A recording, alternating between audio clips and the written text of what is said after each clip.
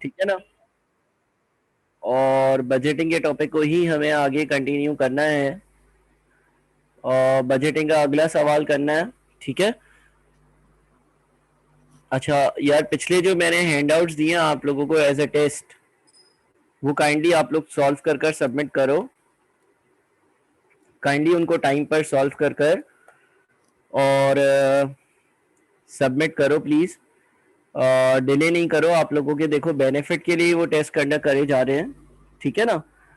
और अब हम ये एक क्वेश्चन करते हैं, ऑटम 2009 का क्वेश्चन 5। मेरे ख्याल में आपके हैंडआउट्स में, आपके जो हैंडआउट्स है ना, उसमें ये क्वेश्चन नंबर 9 या क्वेश्चन नंबर 12 होगा। आपके जो हैंडआउट्स हैं उसमें ये क्वेश्चन नंबर 9 या क्वेश्चन नंबर 12 होगा। इसको ज़रा ओपन कर लो, स्मार्ट लिमिटेड के नाम से। हैंडआउट आप सबके सामने है, हैंडआउट्स आपके सबके पास है। ठीक है, हैंडआउट सबके पास है। स्मार्ट लिमिटेड के नाम से क्वेश्चन आ रहा होगा, स्मार्ट लिमिटेड के नाम से क्वेश्चन आ रहा होगा। ठीक है, इस क्वेश्चन में, इस क्वेश्चन को निकालो आप लोग और मुझे बताओ। स्मार्ट लिमिटेड के नाम से क्वेश्चन आ रहा होगा, इस क्वेश्चन को निकालो और मुझे बताओ। आ रहा है स्मार्ट लिमिटेड के नाम से क्वेश्चन?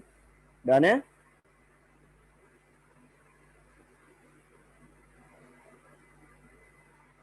डिस्कस करें इसको। हाँ भाई, चैट बॉक्स में मुझे बता दो, डिस्कशन स्टार्ट करें इसकी।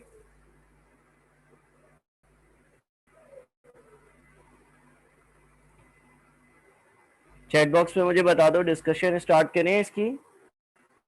ये आपका ऑटम 2009 का क्वेश्चन नंबर 5 है। ठीक है, ऑटम 2009 का क्वेश्चन नंबर 5 है। स्मार्ट लिमिटेड के नाम से क्वेश्चन आ रहा होगा। अच्छा भाई, तो चलो इसको डिस्कस करना जरा स्टार्ट करते हैं। इसमें क्या लिखा हुआ है? इसमें लिखा हुआ है, Smart Limited has prepared a forecast for the quarter ending 31st December 2009, which is based on the following projections. Smart Limited जो है ना, उसने एक फोरकास्ट तैयार करी है और वो 31 दिसंबर 2009 के क्वार्टर के लिए तैयार करी है और ये उसकी प्रोजेक्शंस हैं। Sales for the period October to January has been projected as दिसंबर में और जनवरी में क्या सेल्स होगी? Cash sales is 20% of the total sales. जो कैश सेल्स है वो टोटल सेल्स का 20% है। ठीक है, और उसके बाद लिखता है कि the company earns gross profit at 20% of sales. It intends to increase the sales price by 10% from 1st November 2009. However, since there will be no corresponding increase in purchase prices, the gross profit percentage is projected to increase. Effects of increase in sale prices has been incorporated in the above figures. ठीक है, फिर debtors के बारे में point है, all debtors are allowed 45 days credit and are expected to settle promptly. Smart Limited follows a policy of maintaining a stock equal to projected sales of the next month. All creditors are paid in the month following delivery. 10% of all purchases are cash purchases. Marketing expenses for October are estimated at 300,050 of sales. All expenses are paid in the month in which they are incurred. Admin expenses paid for September were 200,000. Due to inflation, these are expected to increase by 2% each month. Depreciation is provided at 15% per annum on a straight line basis. Depreciation is charged from date of purchase to the date of disposal. On 31st October 2009, office equipment having book value of 500,000, 40% of the cost, on October 1st, 2009 will be replaced at a cost of 2 million. After adjustment of trade-in allowance, the balance will have to be paid in cash. The opening balances on 1st October 2009 are projected as under cash and bank, trade debts related to September, trade debts related to August, fixed cost, fixed assets at cost 20% are fully depreciated. Required, prepare a month-wise cash budget for the quarter ending 31st December 2009.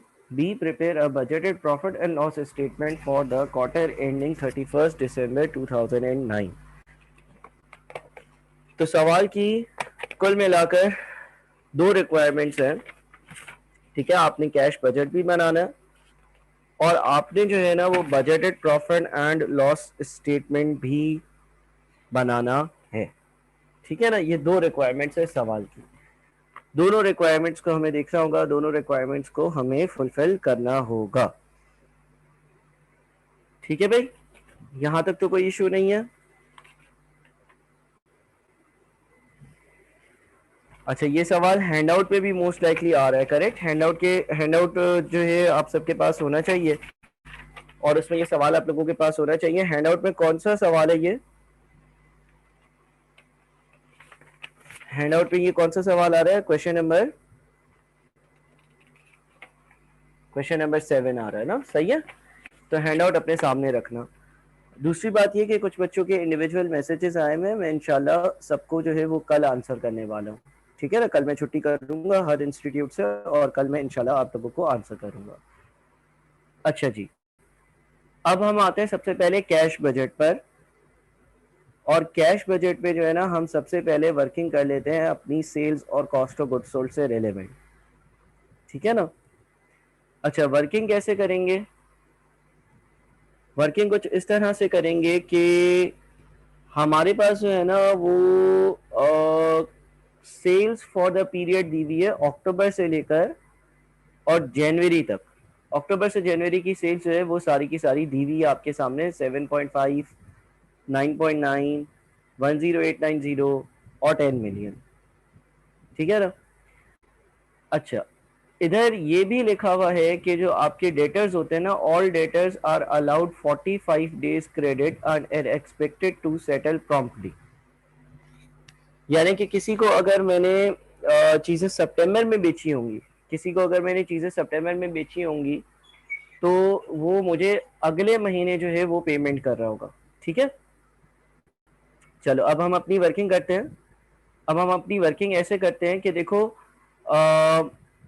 Cash sales 20% होती है, यानी कि मैं एक यहाँ पे working करता हूँ। टोटल सेल्स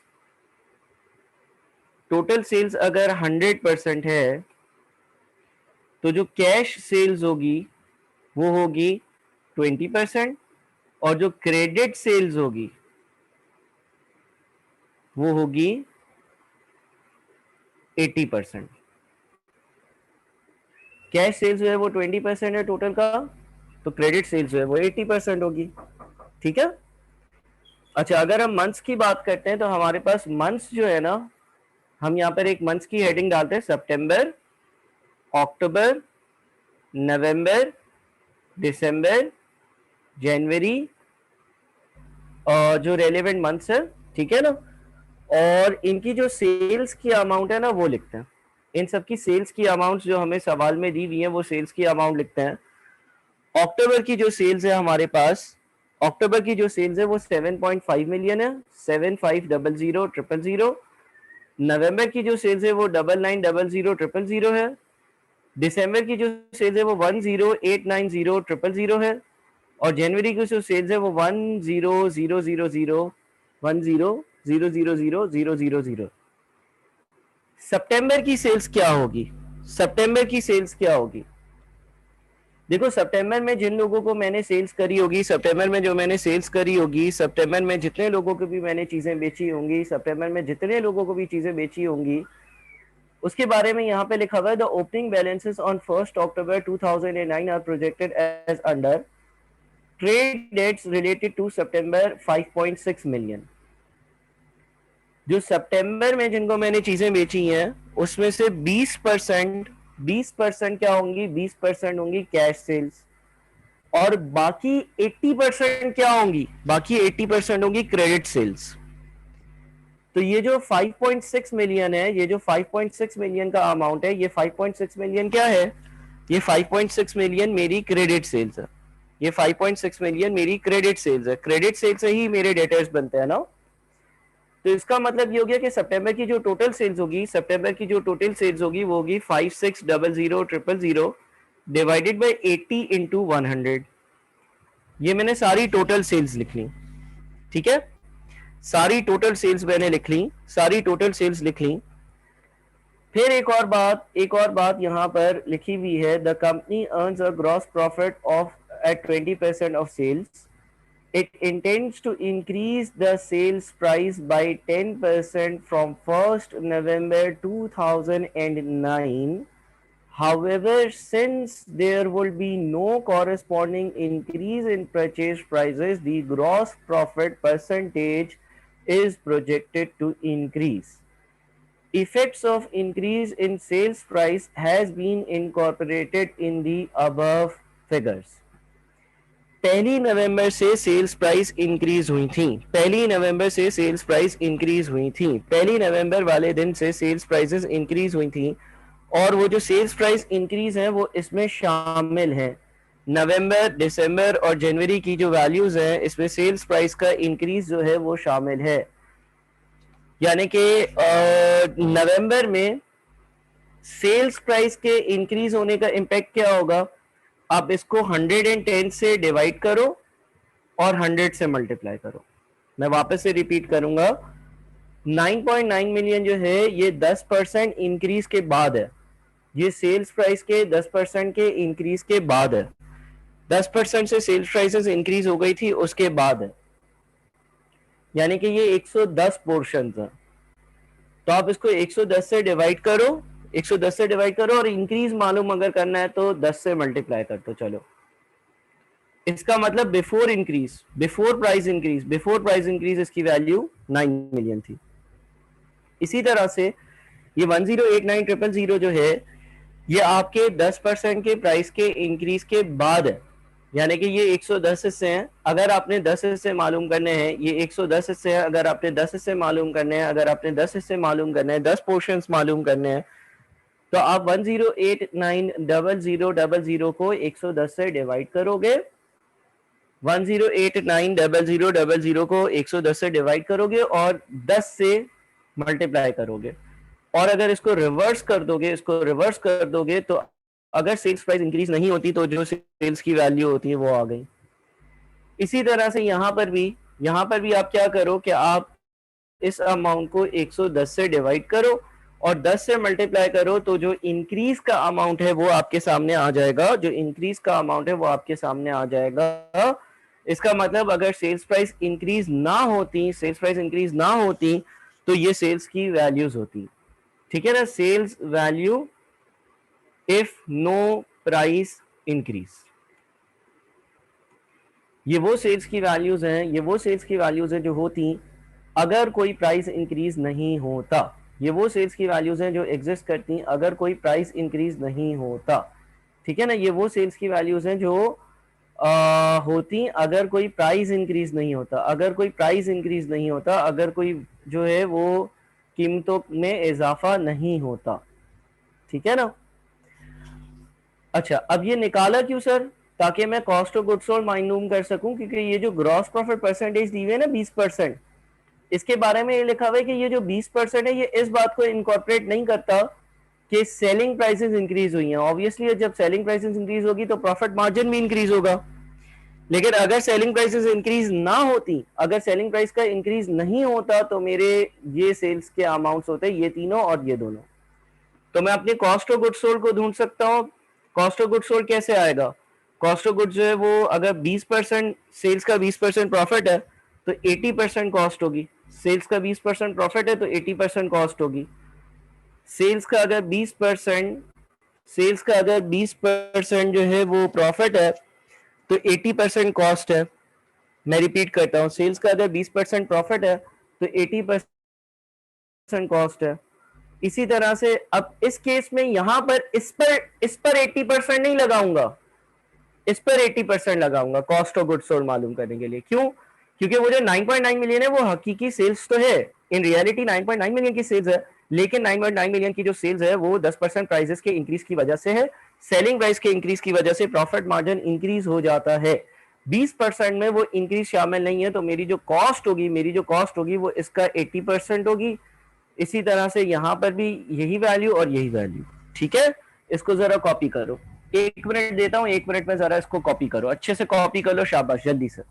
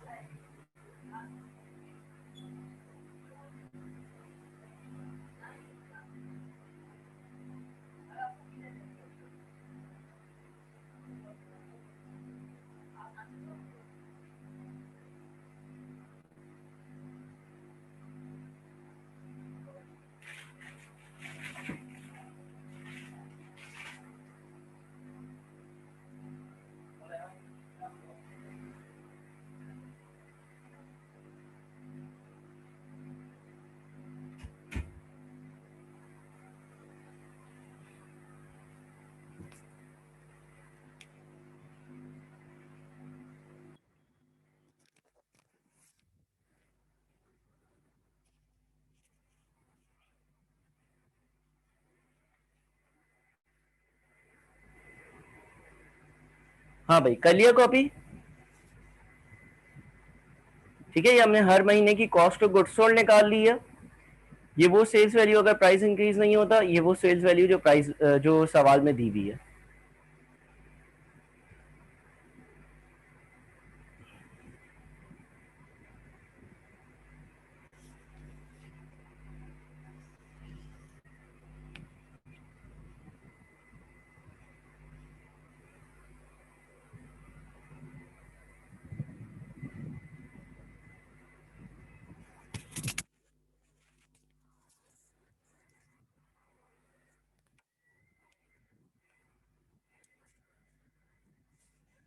कर लिया कॉपी?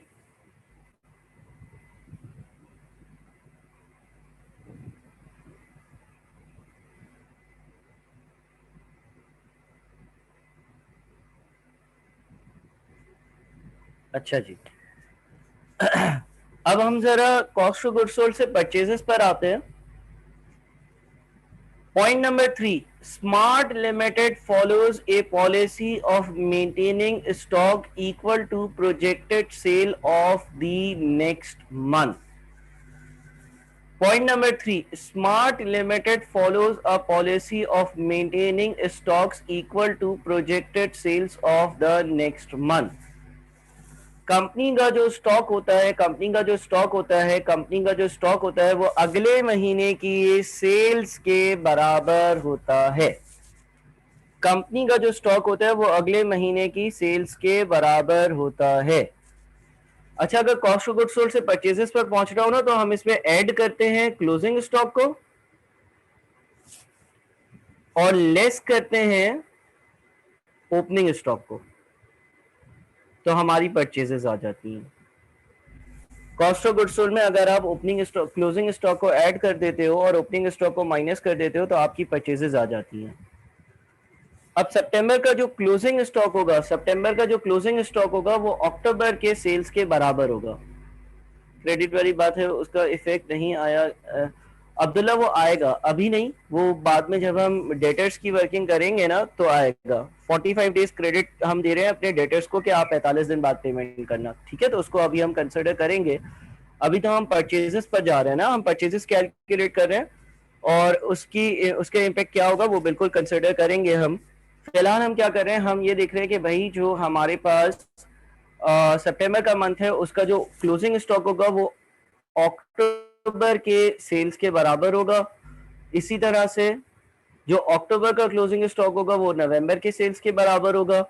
इसी तरह से जो नवंबर का क्लोजिंग स्टॉक होगा वो दिसंबर के बराबर होगा।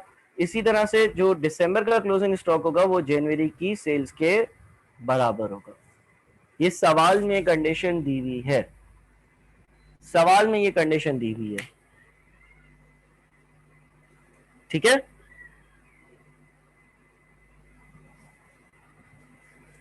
अच्छा जी, अब क्या करते हैं, अब हम ओपनिंग स्टॉक की बात करते हैं। अक्टूबर का ओपनिंग क्या होगा, अक्टूबर का ओपनिंग कितना होगा? अक्टूबर का ओपनिंग जो है वो सितंबर के क्लोजिंग के बराबर होगा। अक्टूबर का जो ओपनिंग है वो सितंबर के क्लोजिंग के बराबर होगा, हाँ या नहीं?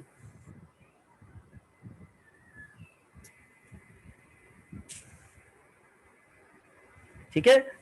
इसी तरह से जो नवंबर का क्लोजिंग होगा वो अक्टूबर के क्लोजिंग के बराबर होगा।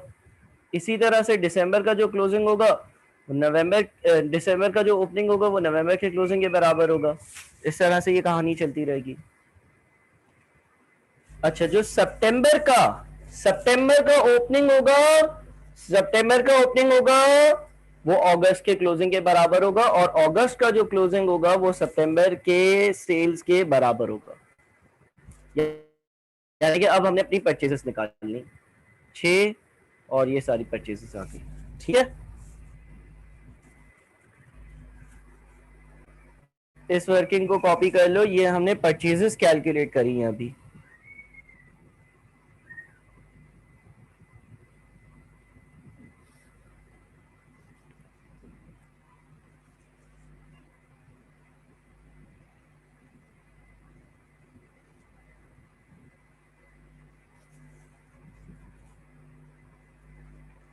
देखो जो सितंबर का ओपनिंग होगा, जो सितंबर का ओपनिंग होगा, जो सितंबर का ओपनिंग होगा वो वो अगस्त के क्लोजिंग के बराबर होगा। जो सितंबर का ओपनिंग होगा, जो सितंबर का ओपनिंग होगा वो अगस्त के क्लोजिंग के बराबर होगा, और अगस्त का क्लोजिंग सितंबर की सेल्स के बराबर होगा। सवाल में लिखा हुआ है कि किसी भी महीने का क्लोजिंग अगले महीने की सेल्स के बराबर होता। ठीक है,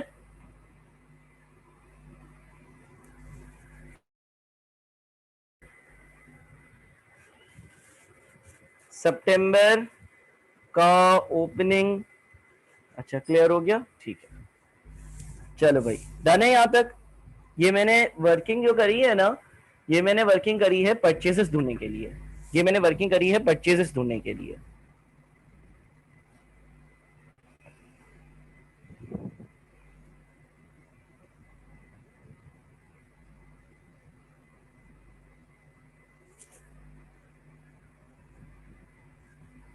सही है।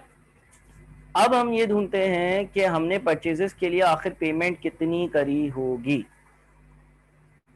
अब हम ये ढूंढते हैं कि हमने जो परचेजेस है उसके लिए पेमेंट कितनी करी होगी। बहरहाल पहले इसको कॉपी करो, इसको कॉपी कर लो फिर आगे बढ़े।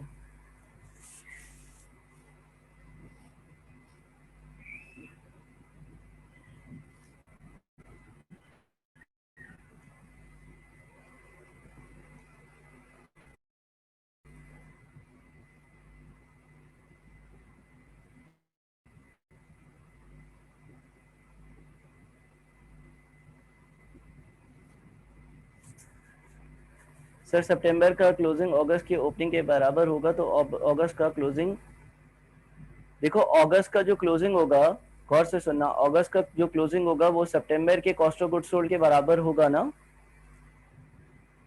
3 मिलियन कैसे आया अब्दुल्ला? जो अगस्त का क्लोजिंग होगा वो सितंबर की सेल्स के बराबर होगा ना, क्योंकि सवाल ये कहता है कि आपका जो किसी भी वक्त का क्लोजिंग होता है वो अगले महीने की सेल्स के बराबर होता है।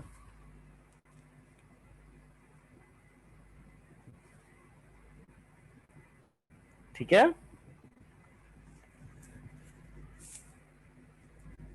3 मिलियन कहाँ से लेकर आया हो मैं समझा नहीं। सही है, चलो कॉपी करो जल्दी जल्दी।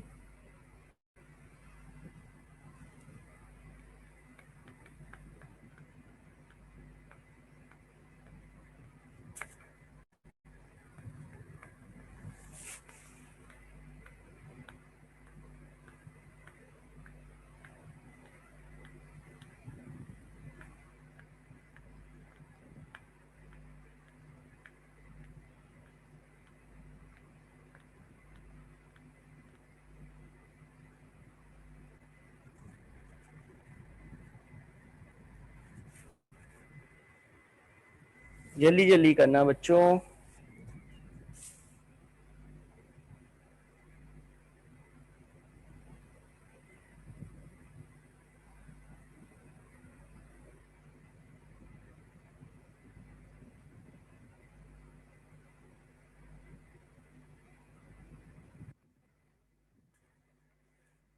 अच्छा अब मैं वर्किंग करता हूँ, वर्किंग फॉर चेजेस। अब मैं वर्किंग कर रहा हूँ फॉर पेमेंट ऑफ परचेजेस। जो चीज़ें आपने परचेज करी हैं, जो चीज़ें आपने परचेज करी हैं उनकी पेमेंट्स के लिए वर्किंग कर रहा हूँ। अरीब कहता है अगर अगस्त का ओपनिंग सितंबर की सेल्स के बराबर होगा तो सितंबर की सेल्स और सितंबर का, देखो मेरी बात सुनो, सुनो अरीब, अगस्त का क्लोजिंग स्टॉक सितंबर की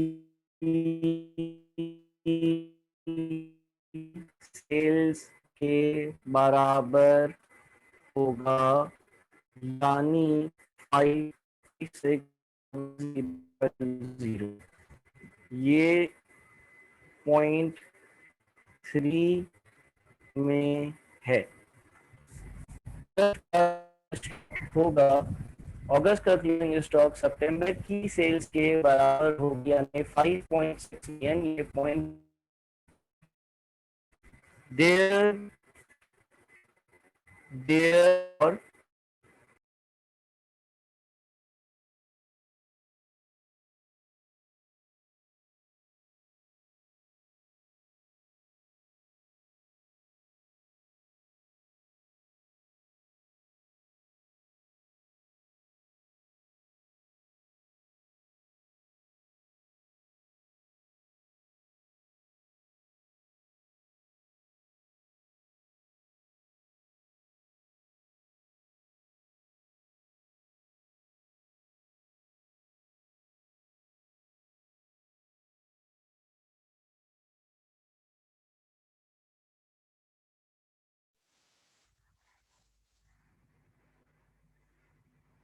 बिस्मा, तुम्हें होस्ट बना दिया जूम ने, काइंडली मुझे दोबारा से होस्ट बना। हाँ, मैं 1 मिनट इंटरनेट भी चेंज कर लूँ, 1 मिनट देना मुझे, इंटरनेट भी चेंज कर।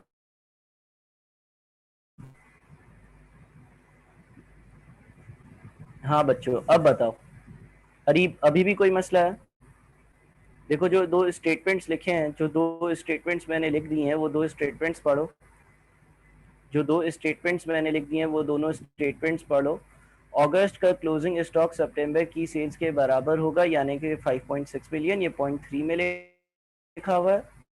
और अगस्त का क्लोजिंग इक्वल सितंबर।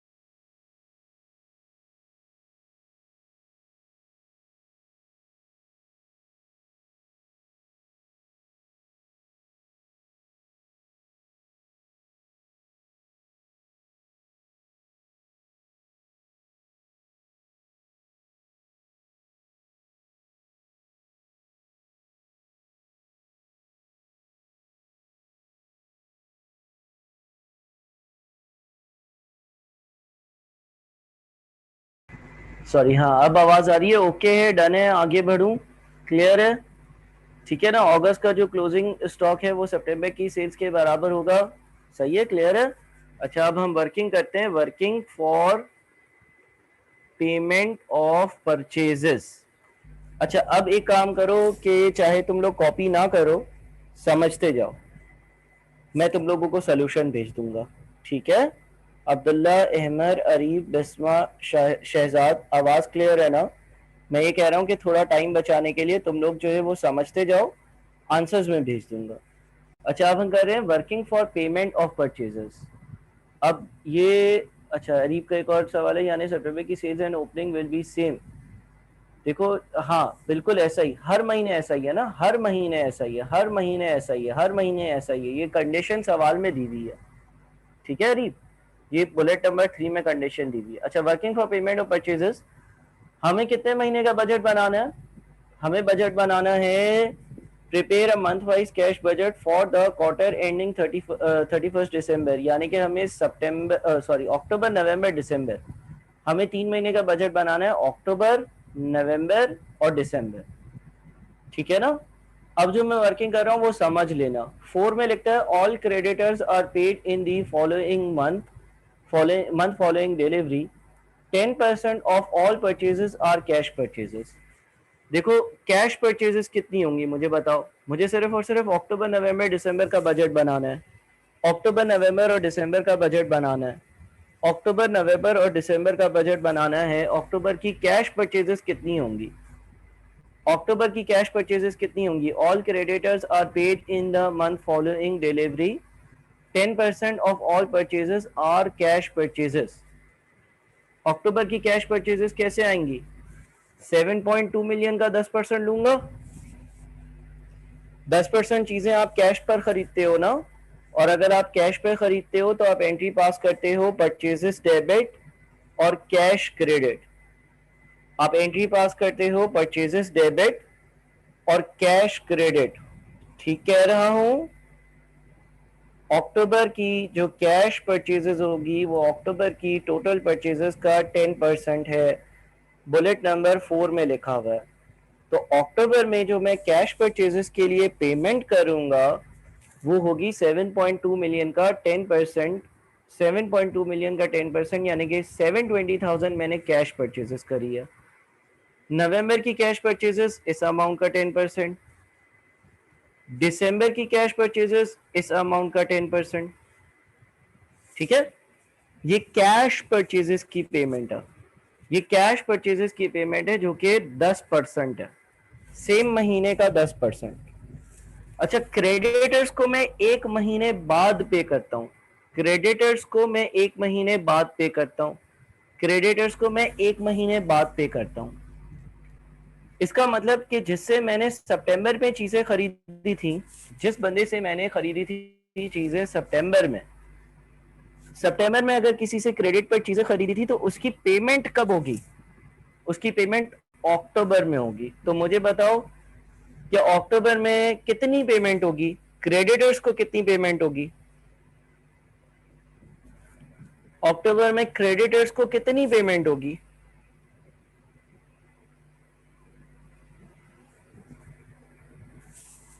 5.4 मिलियन। कैसे?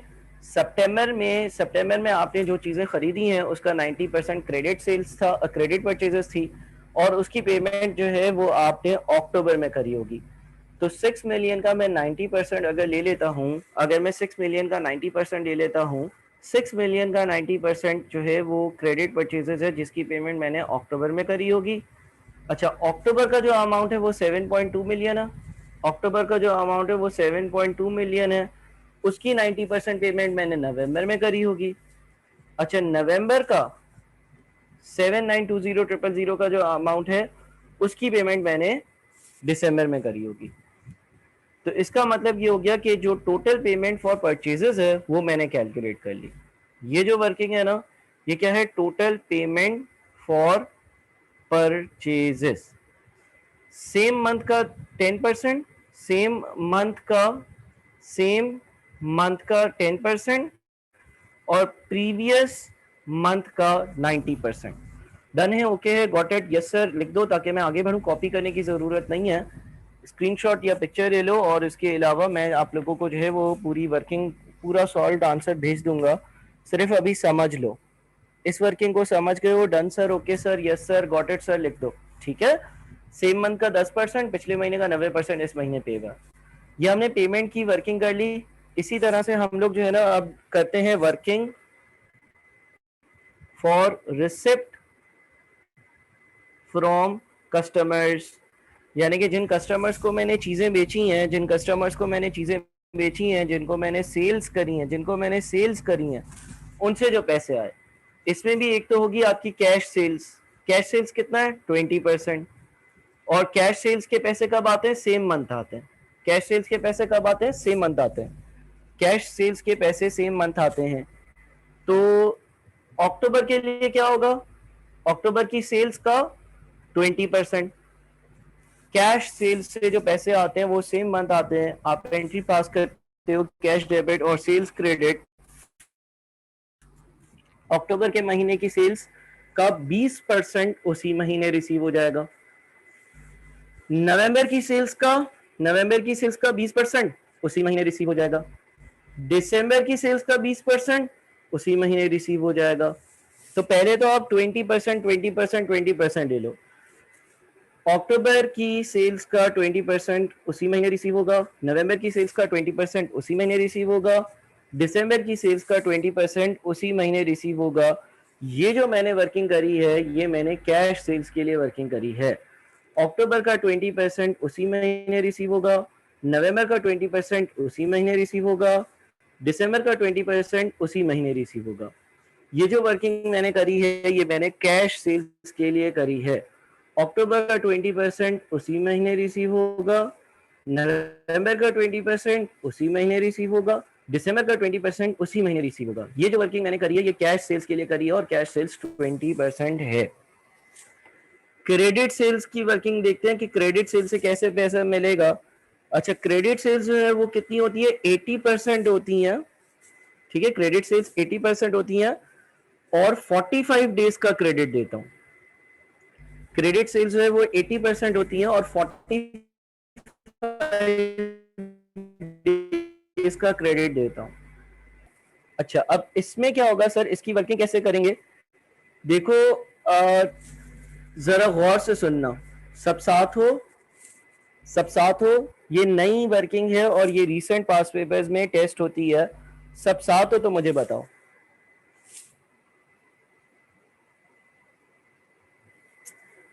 अच्छा, अब जरा गौर से सुनना। देखो, मैं यहां पे लिखता हूं, मैं यहां पर एक वर्किंग करता हूं। 1 अगस्त, 1 अगस्त, ठीक है ना, 2 अगस्त, 3 अगस्त,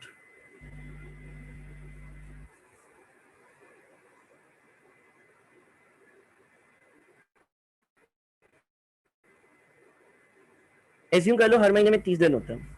देखो, जिसको मैंने सेल्स करी है 1 अगस्त को, जिसको मैंने चीजें 1 अगस्त को बेची हैं और उसको मैंने 45 दिन का क्रेडिट दिया है कि 45 दिन बाद पेमेंट करना, वो मुझे पेमेंट कब करेगा?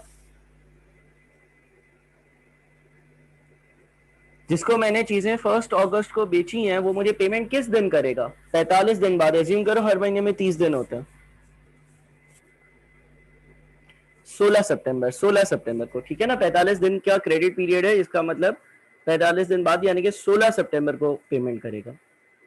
ठीक है ना, जिसको मैंने 1 अगस्त को सेल्स करी होगी ना, वो मुझे जो पैसे देगा ना, वो मुझे जो पैसे देगा, रिसिप्ट्स जो होंगी ना उससे, वो 16 सितंबर को होंगी, 45 दिन बाद। ये बात क्लियर है? ठीक है ना, 45 दिन बाद। अच्छा, इसी तरह से जिसको 2 अगस्त को सेल्स करिए वो कब पैसे देगा? 17 सितंबर। जिसको 3 अगस्त को सेल्स करिए वो कब पैसे देगा? 18 सितंबर। ठीक है, इसी तरह से तुम यूं समझ लो कि पहले जो 15 दिन है ना, देखो, अगस्त के पहले 15 दिन के पैसे, अगस्त के पहले 15 दिन के की सेल्स के पैसे, अगस्त के पहले 15 दिन की सेल्स के पैसे सितंबर के आखिरी 15 दिन में रिसीव होंगे। ये समझने वाली बात है। ये अगर तुम्हें समझ में आ गया ना तो हर महीने यही लॉजिक लग रही है। अगस्त के पहले 15 दिन के पैसे, अगस्त के पहले 15 दिन के पैसे सितंबर के आखिरी 15 दिन में आएंगे। समझ रहे हो बात को?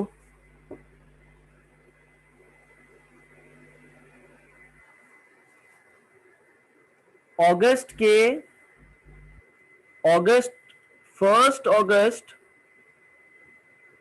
टू 15 अगस्त रिसीविंग कब होगी इसकी? 16 सितंबर टू 30 सितंबर। अच्छा, अब मुझे बताओ 16 अगस्त टू 30 अगस्त इसके पैसे कब आएंगे? जिसको 16 अगस्त को चीजें बेची हैं उसके 45 दिन पूरे होते हैं 1 अक्टूबर को। जिसको 17 अगस्त को चीजें बेची हैं, यस बिस्मा बिल्कुल सही, 16 अगस्त से 30 अगस्त के बीच में जो सेल्स हुई है ना उसके पैसे कब आएंगे? 1 अक्टूबर टू 15 अक्टूबर के बीच। ठीक है, ये बात जरा समझना, अगर 45 दिन का क्रेडिट दिया हुआ है, अगर 45 दिन का क्रेडिट दिया हुआ है तो जिसको 1 अगस्त को चीजें बेची हैं वो 45 दिन बाद यानी कि 16 सितंबर को पैसे देगा। जिसको 2 अगस्त को चीजें बेची हैं वो 17 सितंबर को पैसे देगा। अच्छा, इसी तरह से 1 सितंबर टू 15 सितंबर ये लोग पैसे कब देंगे?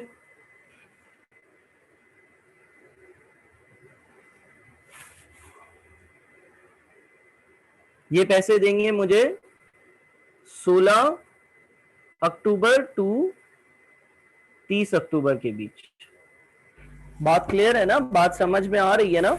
45 दिन का क्रेडिट पीरियड है, 45 दिन का क्रेडिट पीरियड है। अच्छा, अब देखो यहां पर आपको कुछ बैलेंसेस दिए हुए थे, ठीक है? यहां पर लिखा हुआ है द ओपनिंग बैलेंसेस ऑन 1 अक्टूबर 2009 आर प्रोजेक्टेड एज अंडर। ये 1 अक्टूबर के बैलेंस है, ये 1 अक्टूबर के बैलेंस है, और इसमें एक ट्रेड डेट्स का बैलेंस आ रहा है रिलेटेड टू अगस्त 3 मिलियन। अब मुझे बताओ ये 3 मिलियन कब रिसीव होगा? गौर से सोच के बताओ।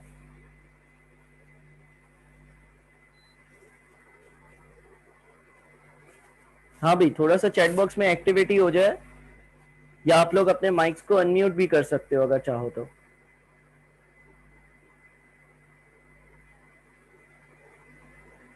अगस्त के पहले 15 दिन के पैसे सितंबर के आखिरी 15 दिन में आ जाते हैं,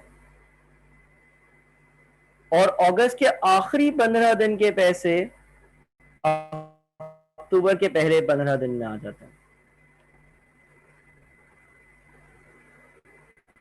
एग्जैक्टली exactly. ये जो हमारे पास अगस्त के ट्रेड डेटर्स का बैलेंस आ रहा है, क्योंकि ये बैलेंस है, क्योंकि ये बैलेंस है, क्योंकि ये अमाउंट जो है ना वो एक बैलेंस है, बैलेंस, ओपनिंग बैलेंस है। ओपनिंग बैलेंस का मतलब ये होता है कि वो जो अगस्त की सेल्स में से रिसीव नहीं हुआ अभी तक, अगस्त के पहले 15 दिन की जो सेल्स होगी उसके पैसे तो सितंबर में रिसीव हो गए होंगे, ये वो नहीं है। ये अगस्त के आखिरी 15 दिन के सेल्स की वैल्यू है जो अक्टूबर के पहले 15 दिन में रिसीव होगी, ठीक है? यानी कि ये जो ऊपर 3 मिलियन रुपए का बैलेंस दिया हुआ है, ये 3 मिलियन रुपए कब रिसीव होंगे? ये 3 मिलियन जो है ना, 3 million will be received, 3 million will be received इन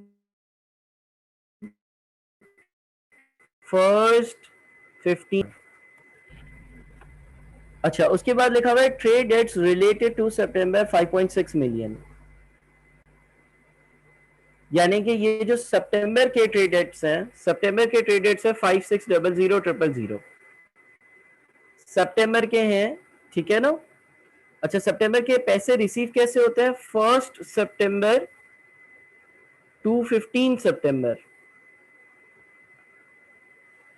ये रिसीव होते हैं। पहली सितंबर के रिसीव होंगे 16 अक्टूबर को, दूसरी सितंबर के रिसीव होंगे 17 अक्टूबर को 45 दिन बाद, तीसरी अक्टूबर के रिसीव होंगे 18 अक्टूबर को 45 दिन बाद।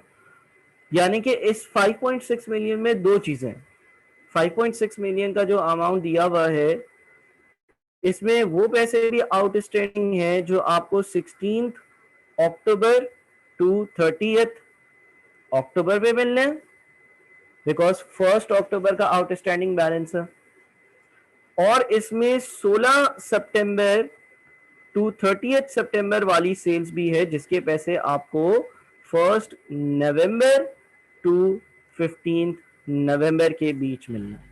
अगर तुमने ये समझ लिया ना,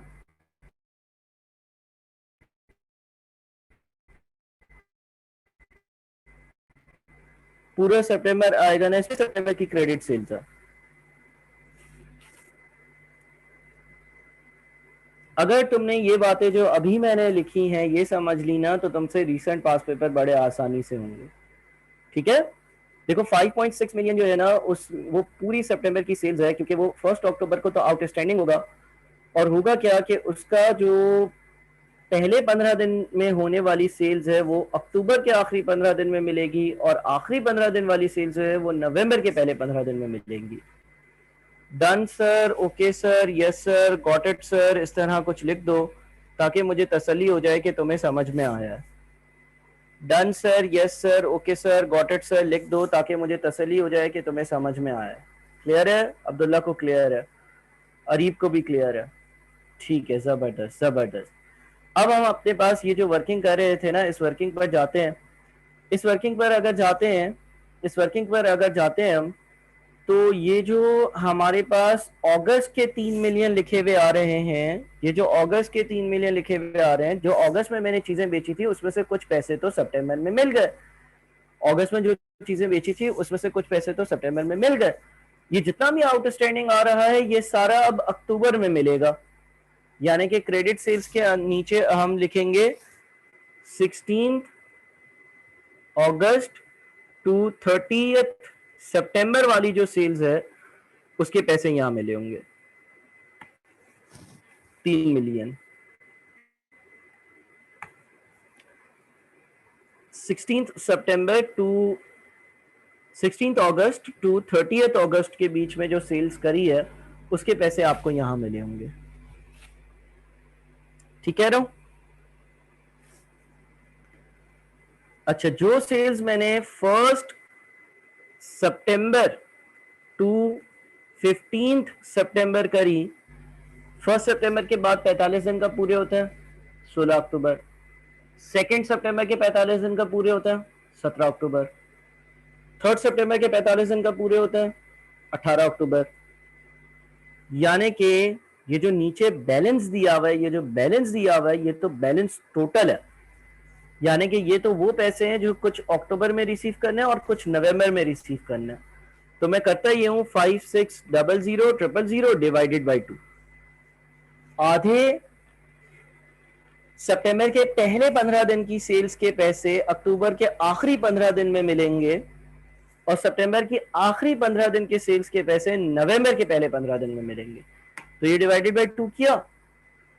उसके बाद हम आ जाते हैं 16 सितंबर टू 30 सितंबर। ये जो सेल्स है, ये जो सेल्स है इसके पैसे मुझे मिले होंगे 56000000 डिवाइडेड बाई 2 नवंबर के पहले 15 दिन में।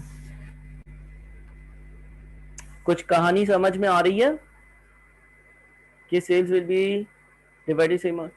अच्छा अरीब देखो, ये हमारी अजम्पशन होती है, सवालात में हमारी अजम्पशन होती है कि जनरली हम ये एज्यूम करते हैं, कि जो सेल्स है ना वो through out the year evenly accrue होगी। अगर हमें ऐसा कोई डेज वाला सवाल आता है तो ये हमारी अजम्पशन होती है कि सेल्स इवनली एक्रू होगी, यानी कि रोज एक बराबर सेल्स हो रही होगी। ठीक है?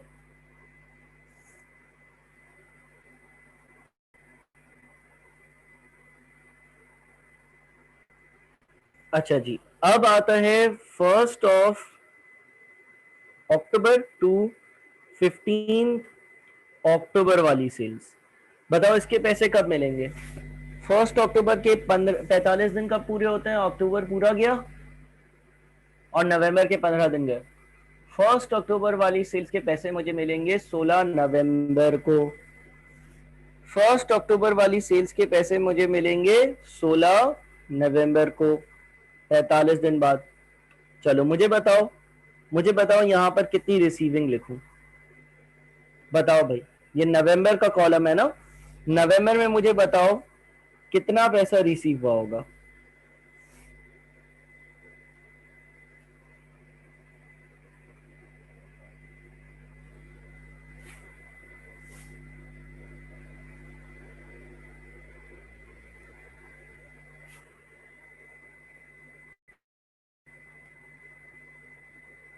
हाँ भाई, कोई बताओ कितना पैसा रिसीव हुआ होगा?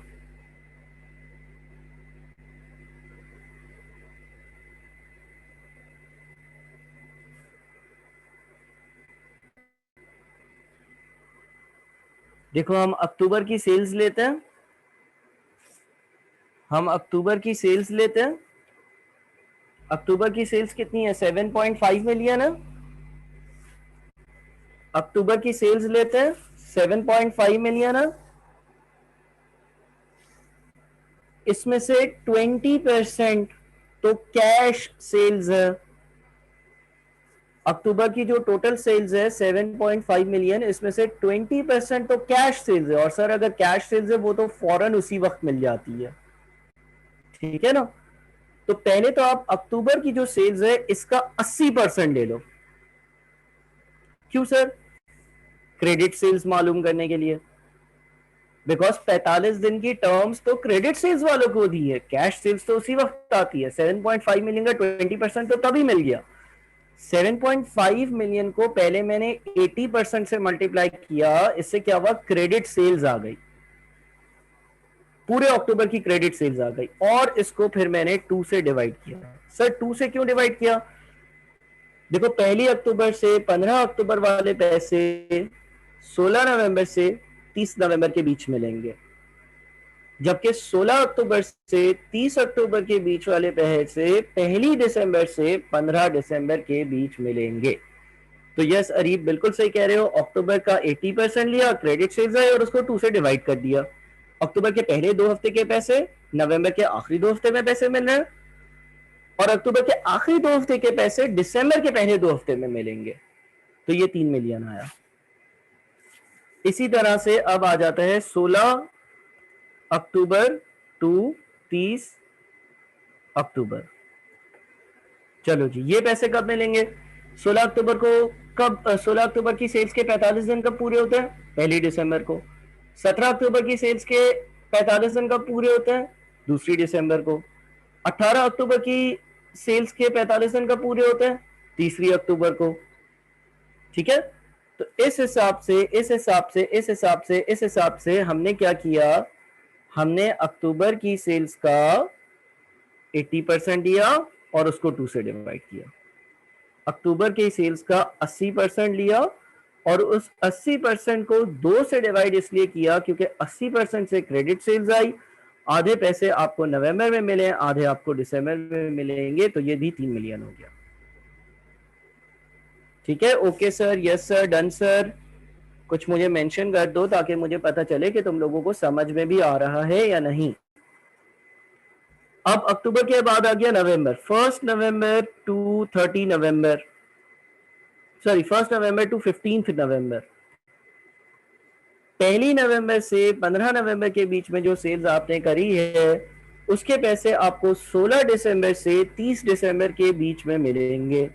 यानी कि आप नवंबर की सेल्स लो, नवंबर की सेल्स का कर दो 80%, तो क्रेडिट सेल्स आ जाएगी। आप नवंबर की सेल्स लो, नवंबर की सेल्स का 80% कर लो तो क्रेडिट सेल्स आ जाएगी और उसको 2 से डिवाइड कर दो। ठीक है ना। अच्छा, 16 नवंबर से 30 नवंबर के पैसे जनवरी में मिलेंगे, वो हमारे सवाल के लिए रेलेवेंट नहीं है, तो हम अपनी टोटल रिसिप्ट्स लिख लेते हैं अब मंथली। ये जो मुझे सेल्स से रिसीविंग हुई है which includes cash and credit sales दोनों, which includes cash sales and credit sales दोनों, वो दे दी मैंने। Done sir, yes sir, okay sir, got it sir, clear sir, लिख दो ताकि मैं आगे बढ़ूं। ये वर्किंग अगर आपने सीख ली तो आपसे रीसेंट पास पेपर्स जो बजटिंग के हैं उसमें इस तरह की चीज, और जब आप अपने सी फैप में जाओगे तो बीएफटी में जो बजटिंग है ना उसमें ये कॉन्सेप्ट बहुत ज्यादा अप्लाई हो रहा होता है, और उसमें वर्किंग कैपिटल का एक अलग सेक्शन है जिसमें इस तरह की चीजों की डीलिंग होती है, वो आपको समझ में आ जाएगा। ठीक है ना। अच्छा जी, अब मैं क्या करता हूँ, मैं आंसर इस एक्सेल की फाइल में पेस्ट करता हूँ, आप लोगों के साथ अगले 2 से 3 मिनट में आंसर को डिस्कस कर लेता हूँ, फिर उसको मैं व्हाट्सएप कर दूंगा, तो आप लोग काइंडली उसको कंप्लीट जरूर कर लीजिएगा। हो गया सवाल अभी तक का सबसे हैवी क्वेश्चन है? नहीं नहीं नहीं नहीं नहीं नहीं नहीं, ये तो आसान क्वेश्चन है, अभी तो मुश्किल क्वेश्चन तो मैंने करवाया ही नहीं है। बजटिंग के मुश्किल क्वेश्चंस तो ऐसे हैं कि बहुत मुश्किल है, ठीक है ना, तो वो तो अभी तक मैंने करवाई ही नहीं है। अभी हम लोगों ने थोड़ा सा तुम कह लो कि चीजें मुश्किल की साइड पे करना शुरू करी हैं। अच्छा, बहरहाल मैं इसका जो आंसर है वो पेश करता हूँ। अभी मुझे रीसेंट पास पेपर्स भी करवाने हैं। रीसेंट 2-3 अटेम्प्ट इतनी ज़्यादा मुश्किल नहीं आई, लेकिन बीच में 2-3 अटेम्प्ट काफ़ी जो है वो टेढ़ी आई थी, ठीक है ना। और मतलब बजटिंग जो है वो कॉस्टिंग का सिंगल एंट्री है, तुम यूँ समझ लो। अच्छा, बहरहाल इसके आंसर को मैं ज़रा आप लोगों के साथ डिस्कस कर लूँ, ठीक है ना, और इसी फाइल में पेस्ट भी कर दूँ। और ये सवाल जो होते हैं वो काफ़ी टाइम लेते हैं बजटिंग के। खैर, इसको मैं पेश करता हूँ। जनाब, पहली वर्किंग जो है ना वो तो मैं आप लोगों के साथ कर चुका हूँ, लेकिन फिर भी मैं इस एक्सेल शीट से इस वर्किंग को पेस्ट कर देता हूँ। थोड़ा सा गैप के बाद होंगी वर्किंग्स। उसके बाद ये दूसरी वर्किंग अभी अभी हमने करी, ये दूसरी वाली वर्किंग जो है ना ये अभी अभी हमने कंप्लीट करी। इसके बाद तीसरी वर्किंग पर आते हैं, कैश बजट। इसको भी पेस्ट कर देता हूँ। इस सवाल में हमें एक अदद कैश बजट बनाना था। इसके बाद अगली क्लास कितने बजे तुम लोगों की है? क्लास में टाइम डिस्कस कर सकते हैं चीजें, या अगली क्लास फौरन है?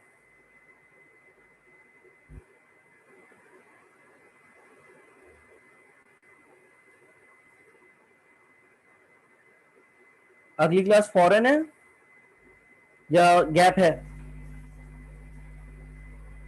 अच्छा देखो जी, ये हमने जो वर्किंग्स कर ली है ना, हमने जो वर्किंग्स कर ली है,